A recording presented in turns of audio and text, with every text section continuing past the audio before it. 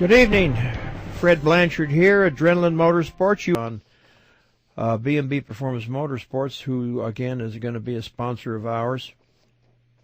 And not only are they building engine blocks, they have pretty much made arrangements with Fontana Automotive Incorporated back there in, I think it's Richmond, Indiana, that former employees of Joe Fontana Racing out here on the West Coast that were very familiar with building the race heads for Fontana Automotive in the early days, but I'm talking about billet heads now. I'm not talking about water heads, even though water heads will be available for certain applications on this project for the 8.3 combination Arias Fontana motor.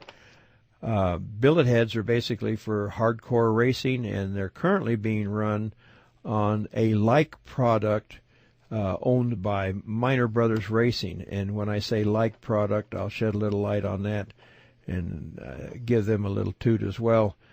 But Minor Brothers Racing has the billet version of the Fontana 8.3 engine, which is now called Minor Brothers engine. When I say billet, that's a solid chunk of aluminum shaped into the shape of an engine block, and that's exactly what they do, and they do the same thing with cylinder heads.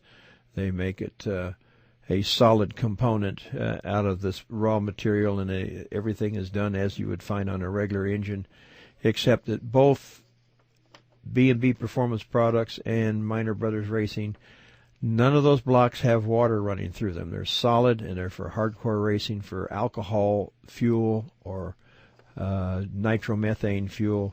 That's the intent for both of these type products.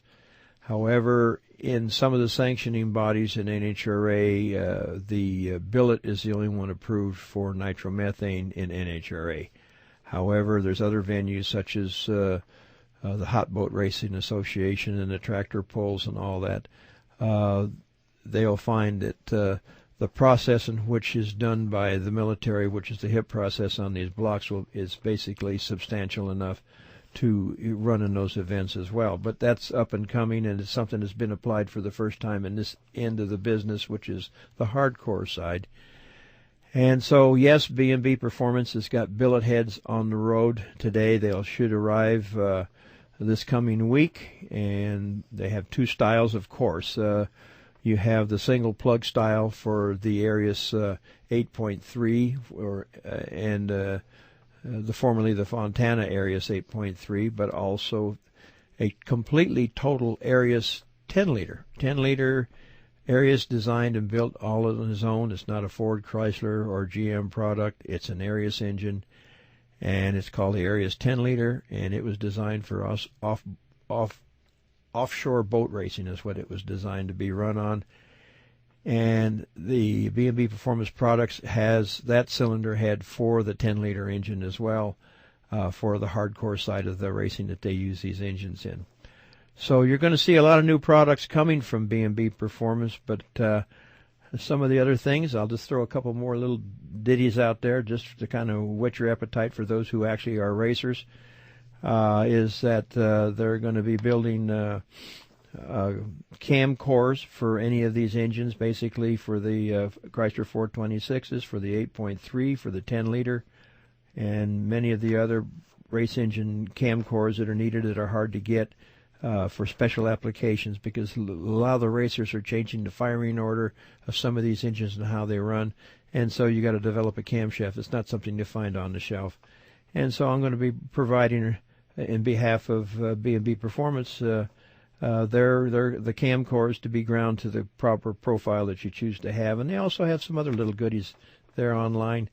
They have a quick disconnect valve cover breather that either is AN threaded fitting or a connection for a hose to clamp on there for blow-by purposes. Back in the early days of drag racing, of course, when you had a breather on a valve cover, what they did was they wrap it with a rag and hope you could make it to the quarter mile without getting a bath of oil.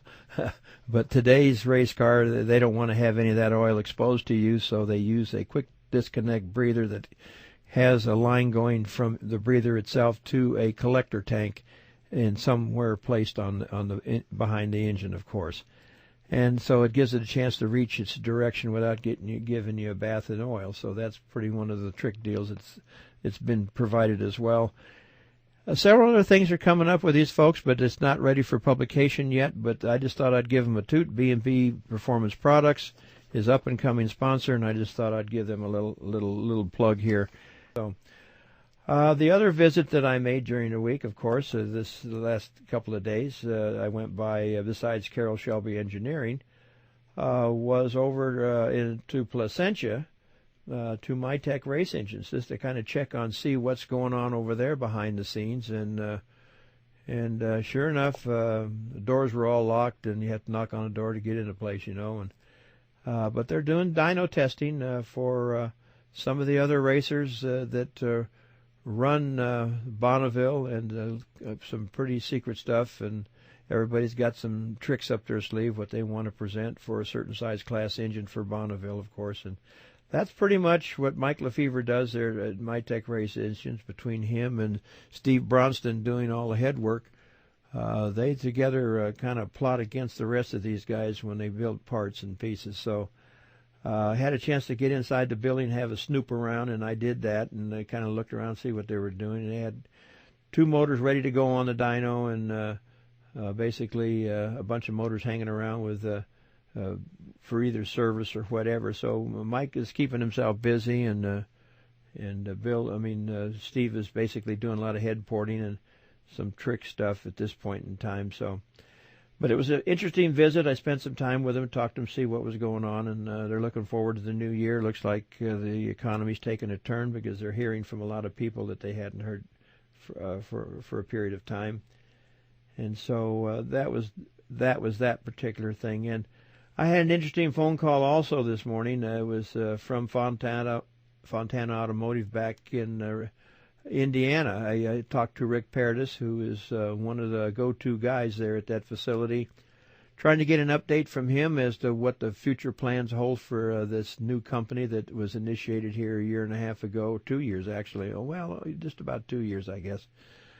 And they've taken on the circle track market. They ran their midget cars there they have what they call the Chili Bowl, which is down south, of course, and they run the midget racers. There's about 5 days of qualifying, different heats, circle track racing. Midgets come from all over the world to run in this event, and believe me, it's 5 days of hardcore midget circle track racing. And these guys drive like they didn't care about tomorrow. And there was carnage everywhere with the cars, of course, not the bodies of people who drive, but the cars. And they placed pretty high in what they were doing and with their product, because theirs is a totally unique engine cylinder head built on a 4-cylinder engine. And they had some pretty good power. They did pretty good, and they ran all the heats that they could run, and they placed 7th overall, I believe it was. It's Fontana Automotive, and of course, because of some of the accidents that happened and guys crossing over and running into somebody else, it took in the main event, it took a couple of their heroes out of the program because of some incident that occurred. But had it been a heads-up deal, I think they would have placed pretty high.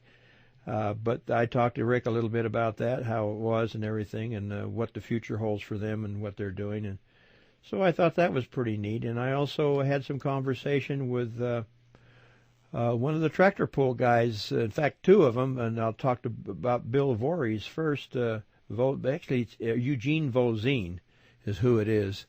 Eugene is up in the state of Maine. A real neat gentleman. He's in lobster country.